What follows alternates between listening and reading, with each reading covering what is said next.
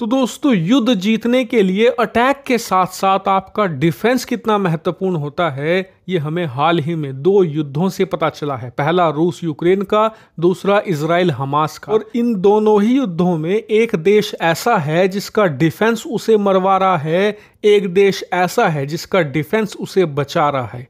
दरअसल रूस यूक्रेन युद्ध में अगर आप देखें तो रूस का अटैक हमेशा से ही जबरदस्त और ताबड़तोड़ रहा है, अब भी जबरदस्त है। लेकिन रूस को मरवा कौन रहा है? उनका डिफेंस। इनका डिफेंस इतना ज्यादा घटिया हो चुका है कि वो अपने देश, अपनी जमीन को तो छोड़िए, अपने आप को नहीं बचा पा रहा। S-400 जैसा शानदार एयर डिफेंस सिस्टम आज की तारीख में धूल चाट रहा है इस पूरे युद्ध में। और यही कारण है कि जिस युद्ध को रूस एक हफ्ते में खत्म करना चाहता था और खत्म कर सकता था, इतना खतरनाक अटैक था रूस का, लेकिन उस युद्ध को आज 2.5 साल से ज्यादा का वक्त हो चला है। लेकिन आपका सवाल होगा कि जो दूसरा उदाहरण है इजराइल हमास युद्ध का, वो भी तो कहां खत्म हो रहा है। 1 साल होने को आया है, इजराइल का डिफेंस इतना शानदार परफॉर्मेंस दे रहा है 1 साल से, लेकिन फिर भी इजराइल हमास के युद्ध को खत्म नहीं कर पा रहा।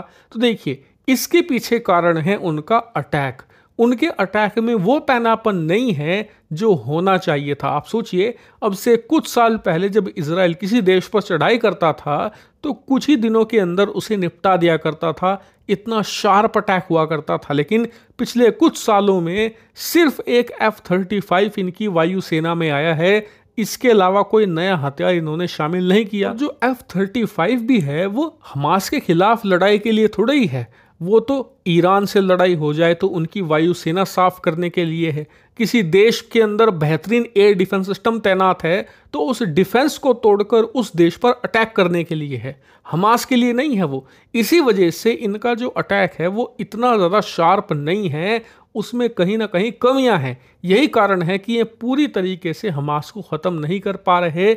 लेकिन आप देखिए, इसके बावजूद इजराइल की इतनी आलोचना नहीं हो रही जितनी कि रूस की हो रही है। क्यों? क्योंकि इजराइल का जो डिफेंस है वो रूस के मुकाबले कहीं ज्यादा शानदार परफॉर्मेंस दे रहा है। यही कारण है कि 1 साल तक युद्ध खींचने के बावजूद इजराइल अब भी जीतने वाली पोजीशन में है, और इसका कारण इनका डिफेंस है। इनका डिफेंस इन्हें नुकसान नहीं पहुंचने देता।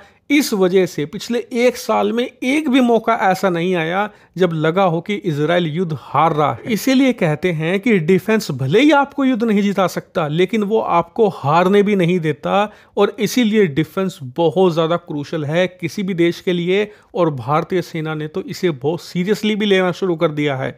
दरअसल आप अपनी स्क्रीन पर देखिए, खबर निकलकर सामने आई है कि भारतीय सेना करीबन 90 माइक्रोवेव वेपन अपने बेड़े में शामिल करने जा रही है ड्रोन के खतरे को काउंटर करने के लिए। जी हाँ, ये करीबन 90 लेजर वेपन्स होंगे जिनका काम होगा दुश्मन के जितने भी ड्रोन होते हैं या छोटे जो कामिकाज़े ड्रोन होते हैं उन्हें पूरी तरीके से नेस्तो नाबूद करना। क्योंकि जो छोटे ड्रोन होते हैं वो बहुत ही ज़्यादा क्विक होते हैं, उनकी मूवमेंट तेज होती है। ऐसे में जो बड़े से बड़े एयर डिफेंस सिस्टम भी होते हैं वो इन्हें नहीं रोक पाते।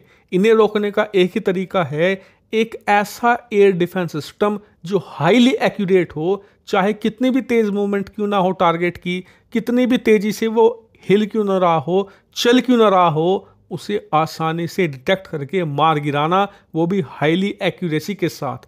1% भी चूक नहीं होनी चाहिए, 100% टारगेट किल, और ऐसा सिर्फ लेजर वेपन ही कर सकते हैं। इसीलिए भारतीय सेनाएं करीबन 90 ऐसे माइक्रोवेव लेजर वेपन अपनी सेना में शामिल करने जा रहा है। और बताया गया है कि इनकी रेंज हर एक की कम से कम 5 किलोमीटर प्लस तो होगी ही होगी।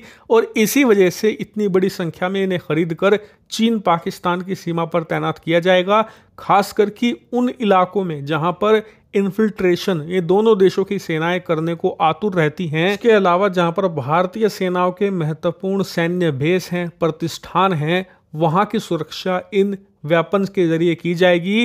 यानी कि जहां पर ज्यादा खतरा है वहीं पर इन्हें डिप्लॉय करके पूर्णतया सुरक्षित उन एरियाज को किया जाएगा। वहीं रिपोर्ट ये भी है कि आने वाले समय में हम सैकड़ों की संख्या में और ऐसे लेजर वेपन खरीदेंगे और जो चीन पाकिस्तान की दोनों बॉर्डर हैं उन्हें पूरी तरीके से सिक्योर करेंगे लेजर एयर डिफेंस सिस्टम के जरिए। यकीन मानिए ये बहुत अच्छी खबर है, क्योंकि इससे हमें पता चलता है कि भारतीय सेनाएं इन दोनों युद्धों से कितना ज्यादा सीख ले रही हैं। क्योंकि देखिए, वो आदमी समझदार होता है जो गलती से सीखता है, लेकिन जो आदमी दूसरे को गलती करते देख और फिर उससे सीखता है ना, उससे ज्यादा अक्लमंद कोई नहीं हो सकता। भारतीय सेना वही दूसरे तरह की व्यक्ति हैं जो कि रूस और इजराइल के गलतियों से सीख ले रही है।